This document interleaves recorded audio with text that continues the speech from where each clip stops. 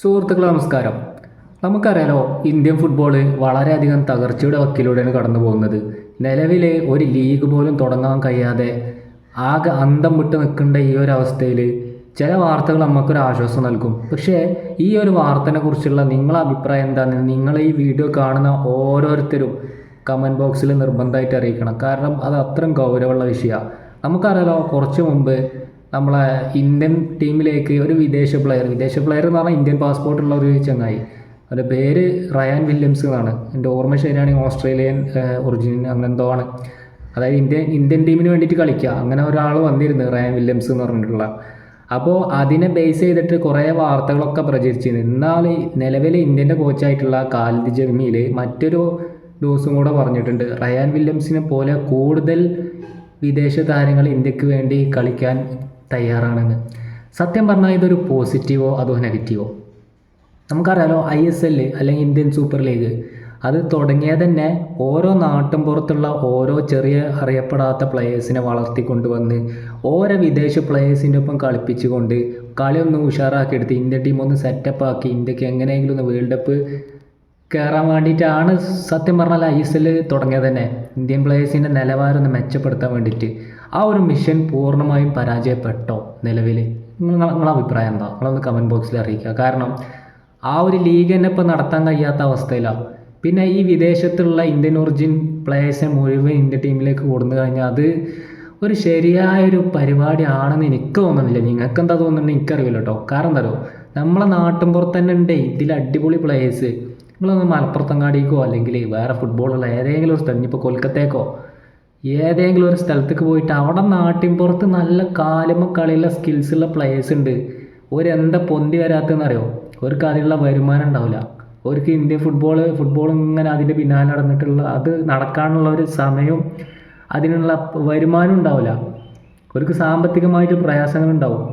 അപ്പോൾ അടിത്തട്ട് മുതൽ ഗവൺമെൻറ് അതിന് സപ്പോർട്ട് കൊടുത്ത് ഓരോ ഉയർത്തിക്കൊണ്ട് വരുന്നതായിരിക്കും ഇതിലാരം കുറച്ചും കൂടെ നല്ലത്. മറ്റേത് ഈ പുറത്തുള്ളവരെ മുഴുവൻ ഇന്ത്യൻ ടീമിലേക്ക് ഇങ്ങനെ റിക്രൂട്ട് ചെയ്ത അതൊരു സുഖമില്ലാത്തൊരു പരിപാടിയാണ്. കാരണം ഒന്നോ രണ്ടോ പ്ലേയേഴ്സൊക്കെ ഇത് മുഴുവൻ ഇങ്ങനെ പുറത്തുനിന്ന് കൊണ്ടുവരാണെങ്കിൽ ഇപ്പം ഇവിടെ നാട്ടിലുള്ള സാധാരണക്കാരായ പ്ലേയേഴ്സ് അവിടെ പോയി കളിക്കും.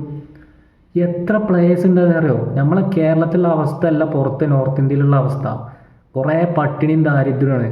അവർക്ക് അതിൻ്റെ ഇടയിൽ കൂടെ ഈ ഫുട്ബോൾ കൂടെ ഉയർന്നു വരാൻ എങ്ങനെ പറ്റുക? അപ്പോൾ ഗവൺമെൻറ് ഇനിയിപ്പോൾ ഏത് പാർട്ടിയൊന്നും ഇതിൽ പ്രശ്നമില്ല കേട്ടോ.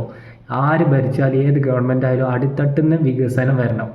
എന്നാൽ മാത്രമേ ഇന്ത്യക്ക് വേൾഡ് കപ്പ് കളിക്കാൻ പറ്റുള്ളൂ. അത് നമ്മൾ ISL സ്റ്റാർട്ട് ചെയ്ത സമയത്ത് തന്നെ പറഞ്ഞിട്ടുണ്ട്, ഒരു ISL എന്നുള്ള ലീഗ് തുടങ്ങിച്ചിട്ടൊന്നും ഇവിടെ ഇന്ത്യ വേൾഡ് കപ്പിക്ക് ക്വാളിഫൈ ചെയ്യാൻ പോണില്ല. അത് യാഥാർത്ഥ്യമാണ്. കുറേ ആൾക്കാർ അന്ന് തള്ളിമറിച്ചിരുന്നു, 5 കൊല്ലം കൊണ്ട് ഭയങ്കര വിപ്ലവം ഉണ്ടാവും, ഇന്ത്യ വേൾഡ് കപ്പ് കളിക്കും, അതാണ് ഇതാണ് എന്നൊക്കെ നമ്മൾ അന്നേ പറഞ്ഞിട്ടുണ്ട്. നടക്കൂല. കാരണം എന്താ പറയുക, അടിത്തട്ട് മുതൽ വരുന്നില്ല. നമ്മൾ ISL കാണുന്നതന്നെ വിദേശ താരങ്ങളെ കളി കാണാൻ വേണ്ടിയിട്ടുള്ള കോലത്തേക്ക് മാറുമ്പോൾ ഈ പുറത്തുനിന്നുള്ള റയാൻ വില്യംസും ഒക്കെ ഇതേപോലെ 1-2 പ്ലേയേഴ്സും ഒക്കെ അല്ലാതെ മുഴുവൻ ഇതേപോലെ പുറത്തുനിന്ന് ഇന്ത്യൻ ടീമിലേക്ക് കൊണ്ടുവരാനാണെങ്കിൽ പിന്നെ നമ്മളെ നാട്ടിലുള്ള പ്ലേയേഴ്സ് എന്തിനാ? നമ്മളെ നാട്ടിലുള്ള പ്ലേയേഴ്സിന് കളിക്കാൻ വേണ്ടിയിട്ടാണ് ഇവിടെ ക്ലബ്ബും ടീമുകളൊക്കെ. അല്ലാതെ മുഴുവൻ പുറത്തുനിന്ന് കൊടുന്നു കഴിഞ്ഞാൽ പിന്നെ അതിനൊരു വിലയില്ലാത്ത കോലത്തിലേക്കുള്ള അവസ്ഥയൊക്കെയാണ് പോകുന്നത്. അപ്പോൾ എന്ത് ചെയ്യണമെന്ന് വെച്ചാൽ നമ്മളെ നോർത്ത് ഇന്ത്യയിലോ അല്ലെങ്കിൽ അങ്ങനെയുള്ള പിന്നെ നോർത്ത് സൈഡിലൊക്കെ ആൾക്കാർ പട്ടിണിയിലും ദാരിദ്ര്യത്തിലൊക്കെ കഴിയുമ്പോൾ അതിൻ്റെ ഇടയിൽ ഫുട്ബോൾ സ്കിൽസ് കാലുമുള്ള ഒരുപാട് ആൾക്കാർ ഉയർന്നു വരാൻ പറ്റാതെ നാട്ടിൻപുറങ്ങളിൽ ഇപ്പോഴും ഉണ്ട്. അത് കണ്ടുപിടിക്കലൊന്നും നമ്മളെ പണിയല്ല, അത് അതിൻ്റേതായ ഉത്തരവാദിത്തപ്പെട്ട ആൾക്കാരുണ്ടാവും. ഓർക്കത് താല്പര്യമില്ല, പിന്നെ നമുക്കെന്താ ആവശ്യം? ഓരാണ് അത് കണ്ടുപിടിച്ച് ഓരോ ഉയർത്തിക്കൊണ്ട് വരുന്നത്, അല്ലാതെ നമ്മളെ പരിപാടിയല്ല അത്.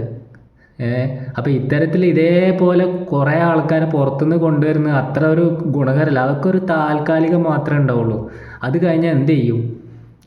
ഇവരെ കാലം കഴിഞ്ഞു ഏറിപ്പോയി ഒരു 10 കൊല്ലം കഴിഞ്ഞാൽ പിന്നെ എന്താ കേട്ടോ? അപ്പോഴും പിന്നെ ഇതേപോലെ പുറത്തുനിന്ന് ഇറക്കേ. അതൊക്കെ ഒരു ശാശ്വതമല്ലാത്തൊരു പരിപാടിയാണ്. അതൊക്കെ നമ്മളെ നാട്ടിലുള്ള പ്ലേയേഴ്സിന് ഒക്കില്ല പുറത്തുനിന്നുള്ളത്.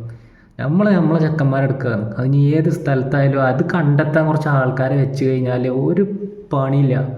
നമുക്ക് ഇഷ്ടം പോലെ പ്ലേയേഴ്സിനെ കിട്ടും. ഈ മലപ്പുറത്തങ്ങാടി തന്നെ ഉണ്ടാവും ഇഷ്ടം പോലെ പ്ലേയേഴ്സ് കാലുമ കളികളിൽ.